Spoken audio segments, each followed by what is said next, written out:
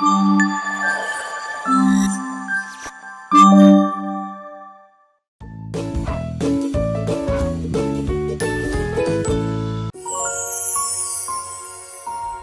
పిసికేసిన పిండి ముద్దలా ఉంటావు కానీ కాన్సెప్ట్ మాత్రం అవతార్ రేంజ్లో ఉన్నాయి. అవును అమ్మా, నేను సీరియస్ గా సిరీస్ చూస్తుంటే నువ్వేంటి ర్యాంప్ అప్ మోడల్ అటు ఇటు తిరుగుతున్నావు? ఏంటి అలా చూస్తున్నావు? జరుగు. ఏమే, ఎప్పుడు చూడు ఆ దిక్కుమాలిన టీవీ చూడటం తప్ప వేరే పనుందా నీకు? అసలు నీకు లైఫ్ లో ఒక ఏము ఒక గోలు అంటూ ఏదైనా ఉందా? ఎందుకు లేవు? ఉన్నాయి. ఏ గోలు లేకపోవడమే నా ఎయిము. ఒకవేళ ఉన్నా దాన్ని సీరియస్ గా తీసుకోకపోవడమే నా గోలు. నీ కోడిబుర్ర గురించి తెలిసే 10th తర్వాత చదువు మానేమని చెప్పా. లేదు, ఇంటర్ తర్వాత ఇంటి పేరు నిలబెడతానన్నావు. 2 years లో చదవాల్సింది 3 years లో కంప్లీట్ చేసావు. దానికి 3 lakhs బొక్క. అప్పటికి వదిలేసావా? లేదు, డిగ్రీ చదివి నా కాళ్ల మీద నేను నిల్చుంటానని చెప్పావు. దానికి 10 lakhs బొక్క నాకు. ఇంత చదువు చదివి నువ్వు చేసేదేంటో తెలుసా? పగలంతా టీవీ చూడటం, రాత్రంతా నిద్రపోకుండా రీల్స్ చూడటం. ఇంత ఖర్చు పెట్టాం కదే, కనీసం మా కోసమైనా ఒక జాబ్ చేయొచ్చు కదే. అమ్మా, నేనేం జాబ్ చేయలేక కాదు, కావాలనే చేయట్లేదు. కావాలని చేయట్లేదా? ఏమ్మాయిరాగా?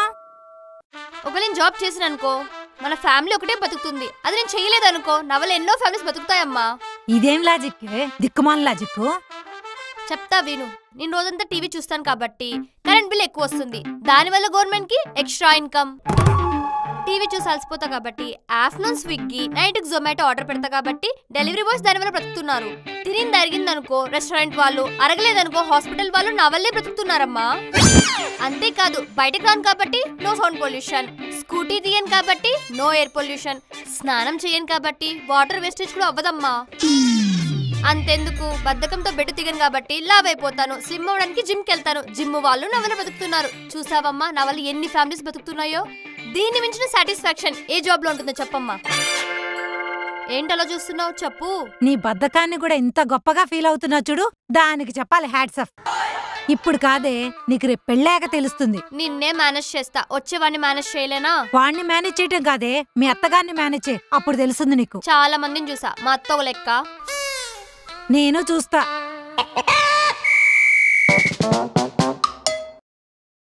నేను చెప్పా కదండి, ఐఎమ్ నాట్ ఇంట్రెస్టెడ్ అని. సారీ అండి. ఎవరమ్మా ఫోన్లో? ఓ అదా అత్తయ్య, పెళ్లికి ముందు అమ్మ జాబ్ చేయ నస పెడుతుంటే సర్లే ఒక ఇంటర్వ్యూ ఇచ్చా. ఇప్పుడేమో వాళ్ళు కాల్ చేసి మీ నేమ్ షార్ట్ లిస్ట్ అయింది, 3 days లో జాబ్ లో జాయిన్ అవ్వాలి అంటున్నారు. నాకు ఇంట్రెస్ట్ లేదని చెప్పేశా. అవునత్తయ్య, మీకేమైనా కోడలు జాబ్ చేయాలి అని ఉద్దేశం ఏమైనా ఉందా? అబ్బే అదేం లేదమ్మా. కోడిపిల్లనక గంపలో, ఆడపిల్లనక ఇంట్లో ఉంటేనే అందంగా ఉంటుంది. బా, వాట్ ఏ రమింగ్, వాట్ ఏ టైమింగ్ అత్తయ్య, మీరు సూపర్ అత్తయ్య. Thank you. అయినా ఆల్రెడీ మా అబ్బాయి జాబ్ చేస్తున్నాడుగా, ఎందుకమ్మా నీకెంత కష్టం? నా వరకు కోడలంటే ఇంకో కూతురు, తను కష్టపడితే నేను చూడలేను. అయినా ఇవన్నీ ఎందుకు, చక్కగా నాకు సేవలు చేసుకో. బా, సీతమ్మ వాకిట్లో సినిమాల చెట్టు సినిమాలో రేలంగి మావల ఎంత మంచిదో మా అత్తయ్య. ఏంటో అత్తయ్య, మీలా మా అమ్మ నన్ను ఎప్పుడు అర్థం చేసుకోలేదు. ఈ రోజు నుంచి మీరు అత్త కాదు, అమ్మ. లవ్ యూ అత్తయ్య. సరే వెళ్ళు. బృందా, కొంచెం టీ తీసుకురా అమ్మా. తెస్తున్నా అత్తయ్య. తీసుకోండి అత్తయ్య. అయ్యో, నేను టీ తాగే ముందు కొంచెం మంచినీళ్ళు తాగుతానమ్మా. ఇప్పుడే తెస్తాను అత్తయ్య. తీసుకోండి అత్తయ్య. అయ్యో, నేను కూలింగ్ వాటర్ తాగనమ్మా, నార్మల్ వాటరే తాగుతాను. తెస్తాను అత్తయ్య. ఇదిగోండి మంచి నీళ్ళు. అయ్యో, నేను బాటిల్లో తాగనమ్మా, గ్లాసులోనే తాగుతాను. వాటర్ కాదు, పాయిజన్ ఇవ్వాలి అత్తయ్య. ఆరనీకు మా ఈ దీపం, కార్తీక దీపం.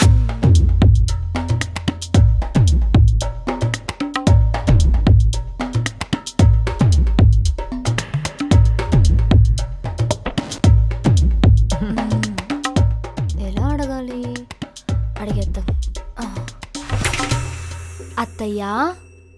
ఏంటమ్మా? మిమ్మల్ని ఒకటి అడుగుతాను, కాదనకూడదు. ఏంటమ్మా అది? అది నాకు జాబ్ చేయాలనుంది అత్తయ్యా. అయ్యో, నీకెందుకమ్మా ఇంత కష్టం? హ్యాపీగా ఇంట్లో ఉండొచ్చు కదా. లైఫ్ లో హ్యాపీనెస్ మరీ ఎక్కువైపోయింది అత్తయ్య. ఇంక 2 రోజులు ఇలా ఉంటే పేషెంట్ అయిపోతాం. ఏంటమ్మా? ఏం లేదు అత్తయ్య, మీ అబ్బాయి ఒకటే కష్టపడి ఫ్యామిలీని రన్ చేస్తున్నాడు కదా, అది నేను జాబ్ చేసిన అనుకో హెల్పింగ్ గా ఉంటుంది. అంటే మీరే చెప్పారు కదా, భార్య అంటే భర్తలో సగం అని. ప్లీజ్ అత్తయ్య. సరే అమ్మా, నీ ఇష్టం. థ్యాంక్ యూ అత్తయ్య. ఓకే అమ్మా.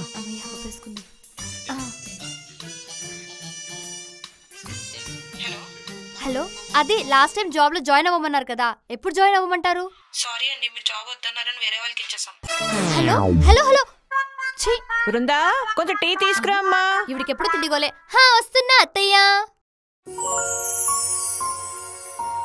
బృందా బృందా లేవే. అబ్బా, లేవే. ఏంటమ్మా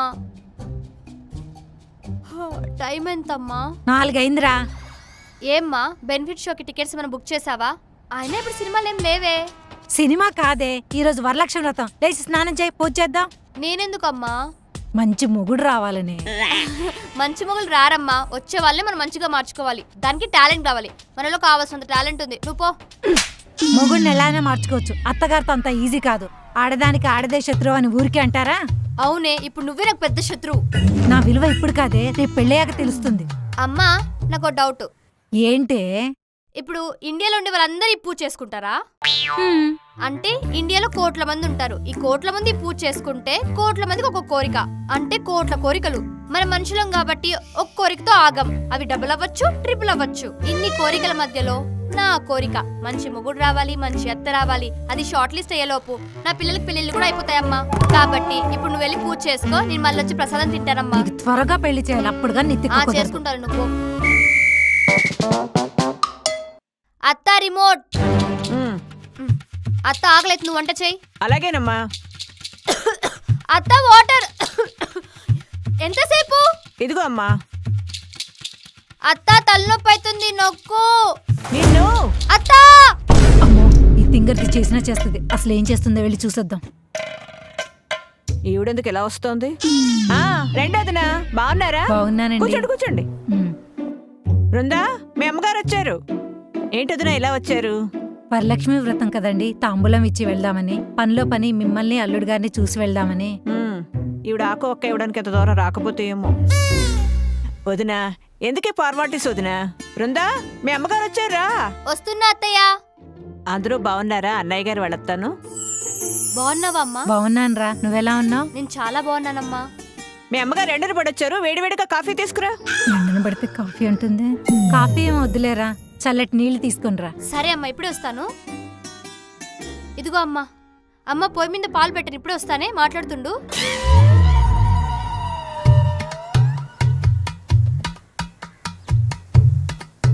ఇల్లేంటండి ఇలా మెరిసిపోతుంది? కొత్త పనమ్మాయిని ఏమైనా పెట్టారా? లేదండి, అన్నీ మీ అమ్మయ్య చేసింది.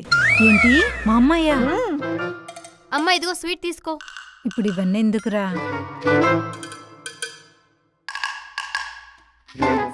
బాగుందిరా. ఎక్కడ ఆర్డర్ చేశారు? నేనే చేశానమ్మా. అత్తయ్య, మీ బట్టలు అరేంజ్ చేసేసాను, లోపల సర్ది పెట్టుకోండి.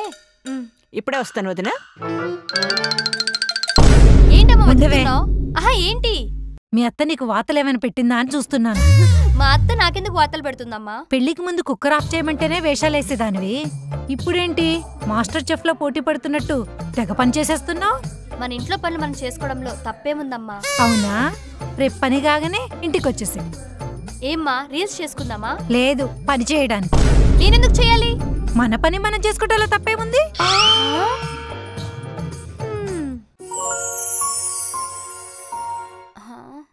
ఏదేది? హలో అమ్మా. ఇప్పుడు లేచావానే? టీ ఎక్కడుంది, కనిపించట్లేదు. ఈరోజు పనిచేసే అమ్మాయి రాలేదే. చిన్న పనుంటే బయటకు వచ్చాను, వర్షంలో ఇరుక్కున్నాను. మా ఏంటమ్మా, నీకు తెలుసుకున్న పొద్దు పొద్దు నాకు టీ తాగే అలవాటు ఉందని. అయితే నువ్వే పెట్టుకో. అసలు నాకు వస్తే కదమ్మా. అందుకే అప్పుడప్పుడు చిన్న చిన్న పనులు నేర్చుకోమని చెప్పేది. ఇప్పుడు చూడు, అనుభవించు. నీలోఫర్లో ఆర్డర్ పెట్టుకుంటా. అమ్మో, నీలోఫర్లో ఒక్క చాయ్ 150 రూపీసే. నువ్వు పెట్టుకుంటే 10 రూపాయలు అయిపోతుంది. పెట్టేసుకో. సో వాట్, నా శాలరీ నా ఇష్టం, నువ్వు పెట్టే ఫోన్. అబ్బా, అది కాదే. వసే వసే పెట్టేసింది, అస్సలు మాట విందు. అమ్మా బృందా, కొంచెం మార్కెట్కి వెళ్ళి కూరగాయలు తీసుకురావే. ఏంటి, వాటి కోసం నేను అంత దూరం వెళ్ళాలా? అంత దూరమా? వీధి చివరే కదే. వీధి చివరమ్మా, 300 మీటర్స్. లిస్ట్ పంపు, ఆన్లైన్ లో ఆర్డర్ పెట్టేస్తా. ఆర్డర్ పెడితే ఎక్స్ట్రా చార్జెస్ పడతాయే. 10 మినిట్సే కదా, ఇట్లా పోయి ఎట్లా వస్తావు? పో అమ్మా, నీకేం తెలీదు, నేను ఆర్డర్ పెడతా పో. నువ్వు మారవే. నేను ఆర్డర్ పెడతా. సడన్ గా కాల్ చేశారు, ఎక్కడ పని అక్కడే ఉంది. బృందా, బృందా. ఏంటమ్మా? మామయ్యలు సడన్ గా లంచ్కి వస్తున్నారంటే కొంచెం ఈ వెజిటబుల్ కట్ చేయడంలో హెల్ప్ చేయి. ఎవరు, నేనా? ఇన్ఫ్లుయెన్సర్ నమ్మా. అయినా నేను కూరగాయలు కట్ చేయడం ఏంటి? పాతకాలం లాగా కూరగాయలు కట్ చేయడం ఏంటమ్మా? వెజిటేబుల్ కట్టర్ ఆర్డర్ పెట్టుకుందాం, సరేనా? ఏంటే ప్రతిదానికి షార్ట్ కట్ వెతుక్కుంటున్నావు పని తప్పించుకోవడానికి? అమ్మా, టెక్నాలజీ డెవలప్ అయినప్పుడు మనం కూడా అప్డేట్ అవ్వాలమ్మా. ఇలా ప్రతిదీ మిషన్ మీద ఆధారపడితే నువ్వు బతకసరాలా తయారవుతావు. అది నీకు తెలియట్లేదు. అయినా రేపు ఒక ఇంటి కోడలుగా వెళ్లాల్సిందనవి. ఇలాంటి చిన్న చిన్న పనులు కూడా చేయకపోతే ఎలా? రేపు నన్ను అంటారు. అమ్మా, వంట చేయడానికి వంట మనిషి, పని చేయడానికి పని మనిషి, ఇల్లు క్లీన్ చేయడానికి వాక్యూమ్ క్లీనర్, బట్టలు ఉతకడానికి వాషింగ్ మిషన్, ఇన్నుండగానే కష్టపడి పని ఎందుకు నేర్చుకోవాలి? ఎలా? దేవుడా, దీనికి బుద్ధొచ్చేలా ఏదో ఒకటి నువ్వే చేయి స్వామి. అత్తయ్య, కిచెన్ లో టీ లేదు, డైనింగ్ టేబుల్ మీద బ్రేక్ఫాస్ట్ లేదు, వంట మనిషి రాలేదా? నేనే రావద్దని చెప్పాను. ఏ అత్తయ్య, ఈ రోజు నుంచి ఆ పనులు మీరు చేస్తారా? నాకేం ప్రాబ్లం లేదు, అడ్జస్ట్ అయిపోతా. కాకపోతే మీరే ఈ వయసులో వంట అంటే. నేను చేస్తాను ఎవరు చెప్పారు? మరి ఎవరు చేస్తారు? ఓహ్, మీ అబ్బాయి చేస్తాడా? ఆయనకు రాదుగా. వాడెందుకు చేస్తాడు? నువ్వే చేస్తావు. వాట్? నేనా? 1,00,000 రూపాయలు శాలరీ వస్తుంది, నేను వంట చేయడం ఏంటి అత్తయ్య? కుక్కుని పెట్టుకుంటా. ఈ ఇంటికి ఏ కుక్కు రాదు, రానివ్వను. నువ్వే రోజు పొద్దున్న 6 గంటలు లేచి ఇంటి పని వంట పని నువ్వే చేస్తావు. అందుకు ఇష్టమైతే వండు, లేకపోతే పుట్టింటికి పో. పోతా కిచెన్ లో. అత్తయ్య,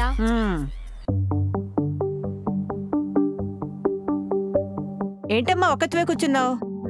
ఊరికి అత్తయ్య.